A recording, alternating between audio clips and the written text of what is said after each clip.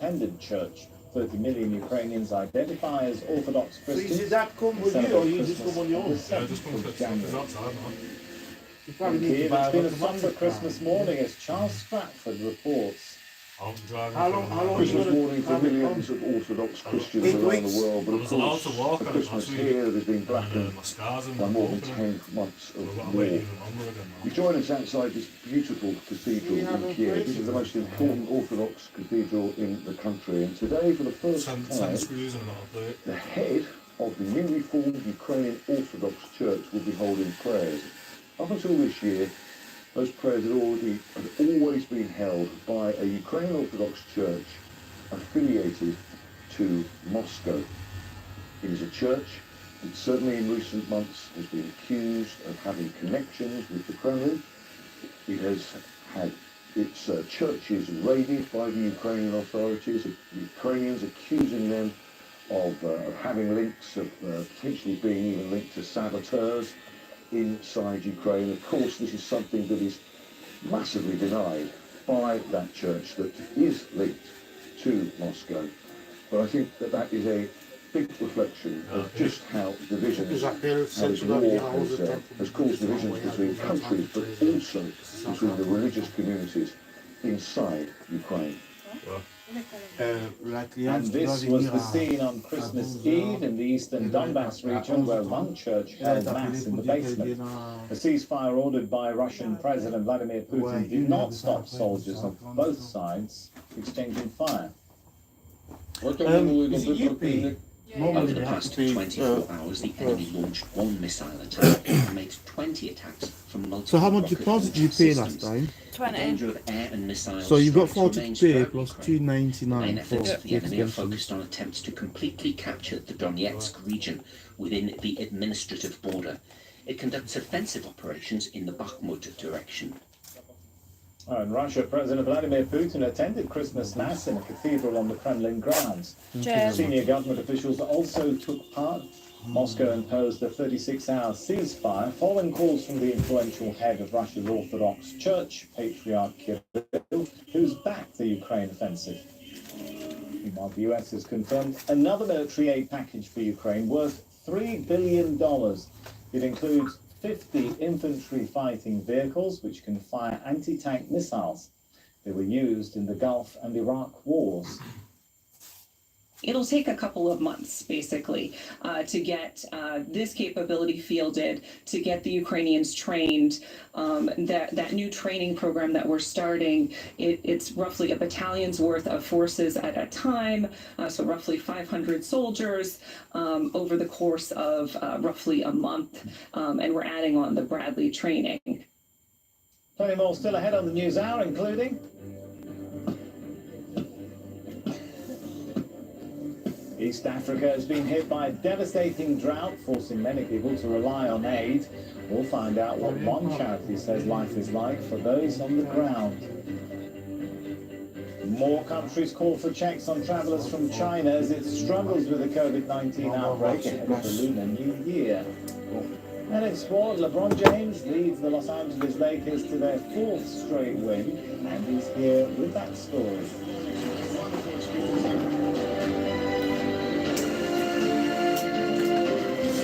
C'est bien petit comme ça, mais au moins tu devais faire ça avec le double de... C'est les bords. Well, calm has returned to the C'est pas c'est les Mexican bords. Je city peux pas. of Culiacan Non, c'est parce que after c'est a les day bords. of Je peux pas violence. faire.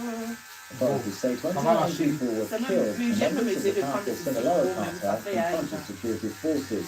The government has deployed an additional 1,000 troops to the city. The violence broke out when police arrested a drug kingpin on Thursday. The video of nine is the son of imprisoned drug lord El Chapo. He's an important figure in the Sinaloa cartel. There is still no security. No one is telling us everything will be fine. It still doesn't feel good. We walk around in fear, waiting for God to save us, and that nothing else happens. I go out afraid that they will stop us again. I work here at the supermarket. John Holman reports from Mexico City, where the government released more details about the arrest. They said that everything's calm now in Culiacan in Sinaloa. That's the state north of Mexico where this all happened. And they revealed a little bit more information about the operation. The key thing about this is the second time round they tried to do this. In 2019, they went into the same man, Ovidio Guzman. He's the son of Joaquin Guzman, otherwise known as El Chapo, probably Mexico's most famous drug trafficker ever. They went in to get him in 2019. They did get him. They had him there in the city. And then there was such a battle, and so many Sinaloa cartel operatives went out on the streets in vehicles, shooting things, burning things, putting up road blockades and things like that. So they had to let him go. The president was worried about loss of life and civilians being affected. It was a real humiliation for him. So this time round, they got their man 3 years later. He said that things were calm. He was saying the differences between the two operations. For example, last time round they tried to get Ovidio Guzman about midday. This time round they went in the very early morning. Last time round it was right in Culiacan, the city which is a real centre point for the Sinaloa cartel. And this time round they went to a sort of village on the outskirts of Culiacan to do it, which made things easier. Countries in East Africa and the Horn of Africa are in the midst of the most severe drought in 70 years. The UN is warning of famine. Aid is not providing food.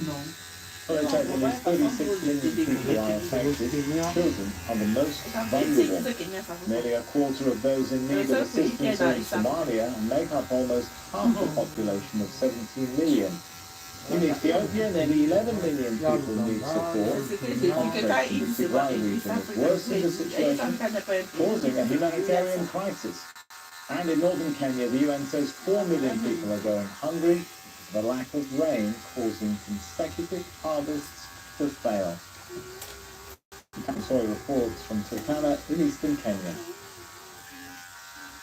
This is a familiar sight in Somalia's capital, Mogadishu. Hundreds of families are heading to the capital from areas across the country. They are fleeing a drought that has wiped out their livestock and left them without food and water. Some of their children have died. Many are malnourished. Amina Mohammed recently arrived at this camp. She's struggling to make ends meet. When I wake up in the morning, I make tea and popcorn. This will be my children's only meal. The last 2 years have been hard on people in countries like Somalia, Kenya, and Ethiopia. 4 rainy seasons have failed. It's likely the 5th season won't make much of a difference. Across East Africa, at least 36 million people are affected, including children who are severely malnourished. 11 million Ethiopians and 4 million Kenyans are close to starvation. More than 8 million Somalis have nothing to eat. Millions of farm animals have died. And 16 million people cannot get enough water. We not only affected the farming, but situation is still critical. Drought also affected the food production, which means 70% of food production in Somalia has been affected by the drought. Also, it affects the education, where all those young people underage who are affected by the drought are not going to the school. Aid agencies say some districts are heading towards a famine. The last time one was declared in Somalia was in 2011. Our priority is life saving, but at the same time we are calling to focus on the recovery and resilience. That's the most important one. If we wanted to prevent the recurrence of the famine. Herders in Kenya living in arid areas are relying on the government and humanitarian organizations. Kenya has declared the drought a national disaster. Through the year, Al Jazeera visited several counties in the north to cover the deteriorating situation. People are receiving maize, beans, and cooking oil, but this food does not come often. And villagers that we are talking to say it's not even enough. Doctors dealing with malnutrition cases say some children who live in remote areas often come to the hospital when they are already too weak to be saved. Wildlife has also been affected. The government estimates at least 200 elephants died because of the drought in 2022.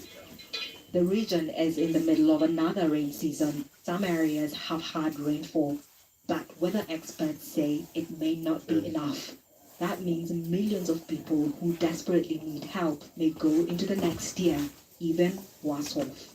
Catherine Soy, Al Jazeera, Nairobi. Nicholas Joannik is the head of program of WFP, that's the World Food Programme, in Somalia. Joins us now from Nairobi. Good to have you with us. So first of all, are we going to see famine in East Africa? What do you think? No, thank you, Sami. That's a very good question. I just want to start by making clear that so far, famine has been kept at bay for now. The situation remains very, very critical, but the technical threshold for a famine declaration has not been met yet. Though people continue dying, we see level of mortality surpassing extremely critical level, and we are very worried for the coming months if we do not manage to sustain the same level of humanitarian assistance, and especially humanitarian food and nutrition assistance in Somalia. Is this crisis in a large part down to climate change?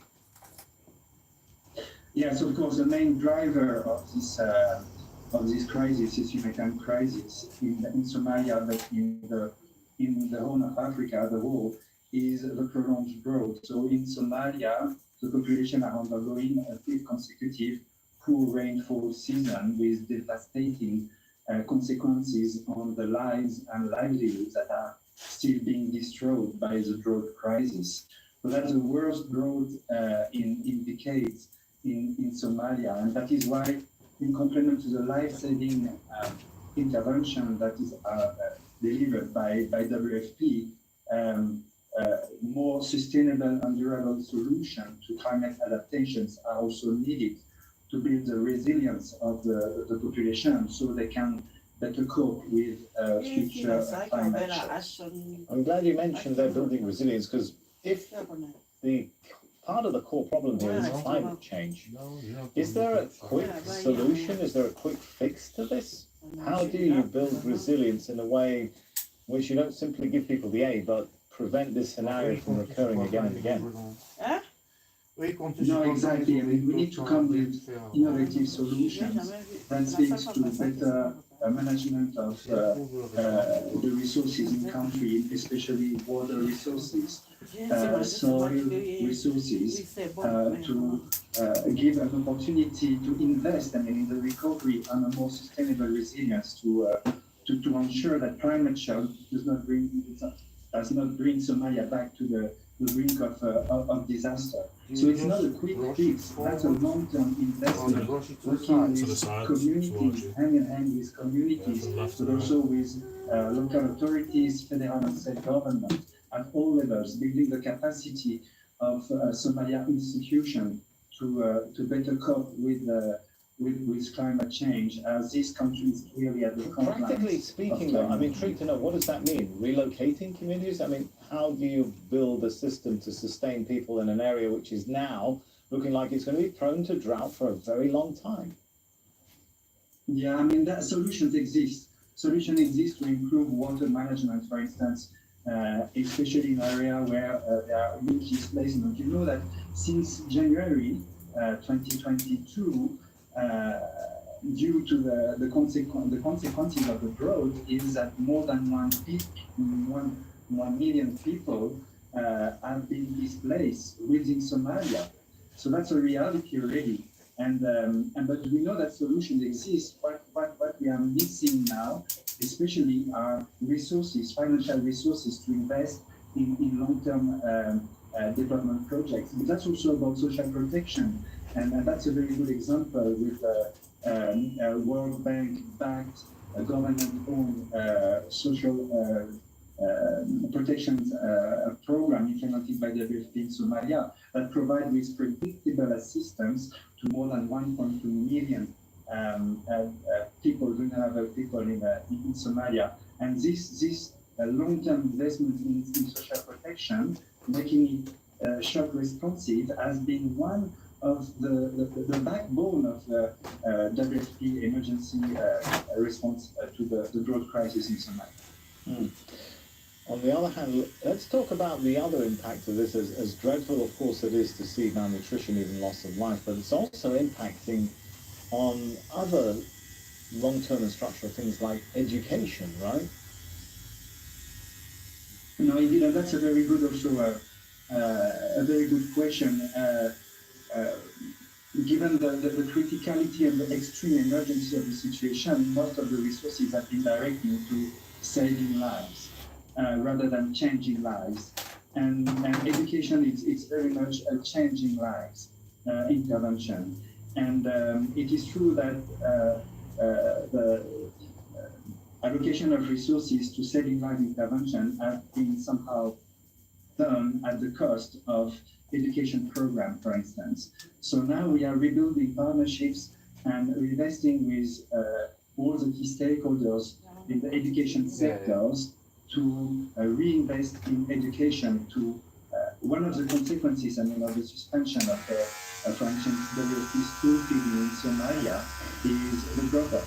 A number of young children not getting to school any longer because of the situation and because parents don't have the means to keep them at school. So now we are remobilizing all the key stakeholders and working closely with the government to revitalize our education program. And whenever we talk about malnutrition and impact on children, for sure that's having also a specific impact on women, right? Of course, I mean, in this type of situation, young children and pregnant and lactating women are the first to die. They are the most vulnerable population. And we have seen already, I mean, the analysis shows very clearly very high malnutrition and mortality rates among these very vulnerable population groups. So that's a reality. But also, I mean, famine or the drought impacts women in different ways, and that is about protection issue. That I need to go to across the road there, try to get some change. Yes, I've not got change in places, especially unless you want to pay card. You don't have a card with you, then particularly at not risk fun. of violence, sexual exploitation, and other types of protection related issues. All right, thank you so much for your thoughts on that. Nicholas Johnny. Well, still ahead on Al Jazeera, Chinese billionaire tycoon Jack Ma gives up control of financial tech giant Ant Group.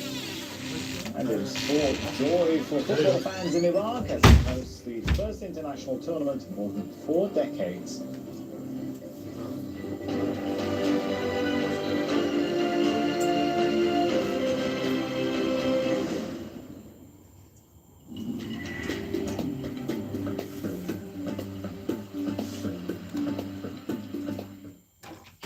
There's still lots of mild weather to be found across Europe this weekend, but just because it's warmer doesn't mean it isn't wetter. We've got this area of low pressure sweeping in from the west. That's going to bring some heavy rain and wintry weather across more central areas. But on Saturday, look at that warmth. The temperatures sitting well above the average, particularly in the west. Now, that's not the case for the north, places like Western Russia, the Baltic states and Ukraine. We've seen temperatures well below the average here, bitterly cold, and that will start to shift its way further south to some of the Balkan states. If we have a look at the 3 days for Belgrade in Serbia, will be single digits by Tuesday as that heavy rain starts to move in. Now on Saturday, it's going to be Britain and Ireland that bears the brunt of those blustery showers with some severe gales across northern areas of Scotland. Some heavy rain warnings for southern England and Wales, as well as for Portugal and Spain. Wintry weather as well for Scandinavia, some blustery winds being felt across here. And as we go into Sunday, you can see that system shifting its way further east. It's going to bring some welcome snow to the Alps, wetter weather for a lot of France. As we go into Monday, well, you can see it changes in the Mediterranean. Some nasty storms affecting parts of Italy and coastal areas of the Adriatic. That's your weather.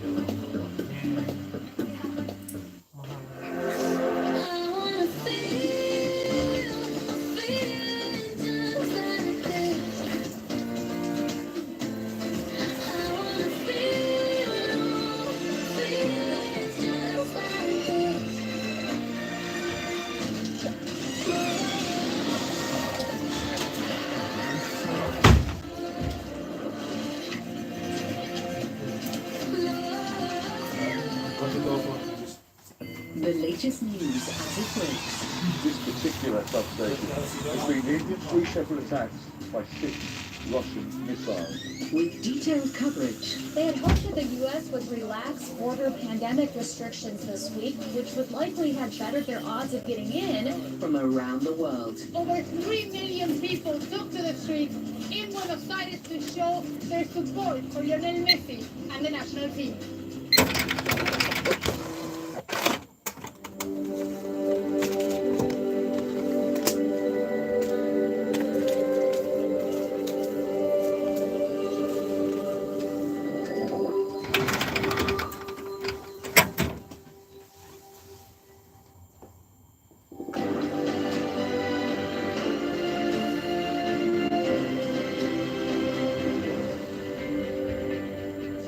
You're watching Al Jazeera. Time to recap our headlines now. Republican Kevin McCarthy has been elected Speaker of the U.S. House of Representatives after 5 days of political stalemate. McCarthy's bid was blocked by hardline Republicans who repeatedly voted against him. Ukrainians are celebrating Orthodox Christmas under the shadow of war. Fighting is continuing on the front lines despite a ceasefire called by Russian President Vladimir Putin. At least 29 people have been killed in violence in Mexico following the arrest of drug cartel leader Ovidio Guzman on Thursday. Government and military police were engaged in intense fighting in the streets of Culiacan. Portugal and the Netherlands are the latest countries to require COVID-19 checks for travellers from China. Well, this week, the EU urged member states to implement tests before departure as China records a surge in cases. The Dutch government is also recommending people wear masks on flights to and from China. Chinese authorities are concerned about the virus spreading as millions of people celebrate Lunar New Year. The Transport Ministry is calling for limits on travel and gatherings. Officials are also urging people to wear masks on public transport. Voilà une boîte avec beaucoup de So if my relatives are positive, I'm afraid of carrying the virus back with me and infecting them. That would affect their health, but they have recovered from the virus for a while now. So I'm planning to visit them and spend a Lunar New Year with them. My grandparents have also told me many times that they miss me a lot. Everyone in my family is having symptoms like fever and cough due to the reopening. They are COVID-19 positive. They've all been infected, but it's not a big deal. There might be some coughing still, but it's not affecting the elderly greatly. Iran has hanged 2 men for crimes committed during nationwide protests over the death of Mahsa Amini. The 2 men were found guilty of killing a security officer in November. 22-year-old Mahsa Amini died in police custody in September. She'd been detained for violating the country's dress code. Protesters in Peru are blocking a major border crossing with Bolivia for a 3rd day. Supporters of former President Pedro Castillo are demanding the resignation of his successor, Dina Boluarte. 22 people died during protests last month. The demonstrations broke out after police arrested Castillo on charges of rebellion and conspiracy. They restarted this week after a 2-week lull. Peru's top prosecutor has appointed a special unit to investigate the killings of 28 people during protests in December. Several men and children were killed in the city of Ayacucho when the army opened fire to protect the airport. I should warn you that this report by Mariana Sanchez contains images some viewers may find disturbing. A small altar for Edgar Prado. Ricardina Arango spends her days alone, mourning the death of her eldest son. He was my son. He never let me be alone. He always said, I want to go and see my mother. Those soldiers have more compassion for an animal. On December 15, the army shot at protesters outside Ricardina's home. Edgar went out to help a wounded man at the doorstep and was fatally hit in the chest. His neighbor and friend, Mari Quispe, was looking out the window when she says helicopters flew over them. She and her husband ran to a back room for cover, terrified. I thought it was going to be like those years ago when there were people dead here and there. I thought we have to escape. We just prayed to God. For Mari and many in Ayacucho, the violent demonstrations brought back memories of a deadly past. Ayacucho was at the heart of Peru's internal armed conflict. In the 1980s and 90s, forces and Chinese rebels waged a war that left nearly 70,000 people dead, most of them civilians. Today, lawyers are collecting evidence to build a case against the soldiers who opened fire in December, as well as those responsible in the chain of command. On Thursday, a lawyer filed a constitutional complaint in Parliament against President Dina Boluarte and some ministers for the deaths and injuries of protesters, police and the armed forces. Many people who lived through the hours the shootings went on around this area because they don't want to think about what happened if you want to. They're afraid of retaliation. Peru's top prosecutor said when you have these ones here, they look better because the hair there is longer. And it's the same length. Ricardina doubts her son's killers will be prosecuted. This is no longer pain. They will never fall. They will be free. They will be happy. They have done so much damage. They have made so many people cry. Will they pay someday? Thousands of people disappeared during the armed conflict of the 80s and 90s, and thousands of cases remain unresolved. Ricardina fears her son's death will suffer the same fate. Mariana Sanchez, Al Jazeera, Ayacucho. Mali's transitional government has... People don't like the rain, and we're just coming out, like the festive period, so... Troops were described as mercenaries and convicted of undermining state security. They worked for a company contracted by the UN to bolster a peacekeeping mission. Voters in Benin will head to the polls on Sunday to elect members of parliament. The Electoral Commission has approved 7 political parties to contest the vote. Among them is the opposition Democrats Party, which won a constitutional court case in November to allow its candidates to run. Ahmed Idris reports from Cotonou. The final push for votes as politicians campaign ahead of Sunday's parliamentary elections in Benin. And for many voters, they're excited about the prospect of restoring confidence in the country's democracy. Okay. You're the mother of the house. The last legislative election in 2019 sparked clashes that left several people dead after the opposition parties banned from participating. That year, only 2 political parties supporting President Patrice Talon were allowed. A constitutional court ruling last November gave a green light to the opposition. Now they have opposition parties. I think at least we have 2 Democrat and MPN, which are clear opposition parties. I think first of all, people could come out for because they have those parties that are there. Benin's governing coalition is concerned about opposition parties, including the Democrat, drawing large number of people to their political ranks. They've been excluded from the ballot since 2019 and want to win a majority in parliament to change laws they consider repressive. But Sunday's vote is more than just the election of parliament members. The results will determine who runs for president in 2026. The Electoral Court requires any candidate for president to get endorsement from legislators and mayors in order to run. A political party can only get representation in parliament if it gets 10% of the total votes cast nationwide, regardless of whether it wins a constituency. The Election Commission says it's ready. Dans le plan de développement, parfois les départements sont plus éloignés des populations. We started distribution of election materials from the furthest to the regions nearest to Cotonou. Now, all areas have received the needed election materials. Voters here are hoping this election will restore opposition politics in Benin, and that the country will avoid violent clashes of 2019. Observers will be watching not only the conduct, but also the outcome of this election. It will determine whether or not the streets are calm. Ahmed Idris, Al Jazeera. California is bracing for another round of severe weather. Pacific storms have caused major flooding in the U.S. state this week and cut power to tens of thousands of homes. The weather has been blamed for at least 6 deaths.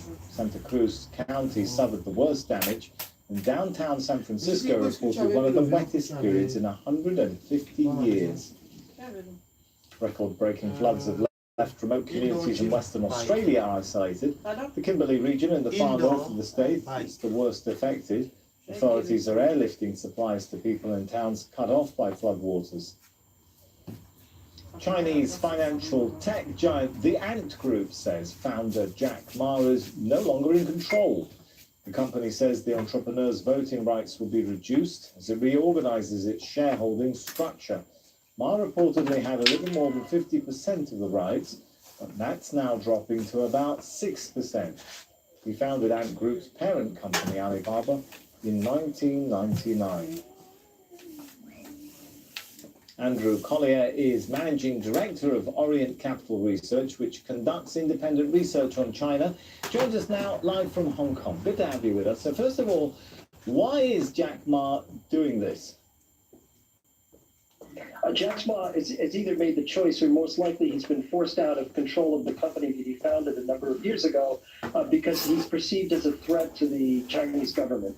There's two problems with Jack Ma, according to Beijing. One is that he's a well-funded, very popular billionaire who controls two large companies, Ant Financial and Alibaba, which is the Amazon of China. And the second thing is that he actually was starting to compete because of Ant Financial with some of the state-owned banks in China, which are the backbone of the economy. So for those two reasons, they thought he was a threat, and they're cutting him down to size. So perceived as a political as well as financial threat to the system, what message does this send to other corporate giants, to startups too? Well, it sends a terrible message. China is struggling with a slowing economy, and they're pouring money into the state sector, which is not going to help their growth going forward at a time when, of course, they've got the COVID problem. The large tech giants have been the one area of hope in China because they're very effective and very efficient, but they're perceived as a threat. And meanwhile, the smaller companies that employ the vast majority of Chinese workers, these SMEs, small businesses, are having difficulty getting financing. And in fact, Ant Financial was one of the best ways of getting them bank loans.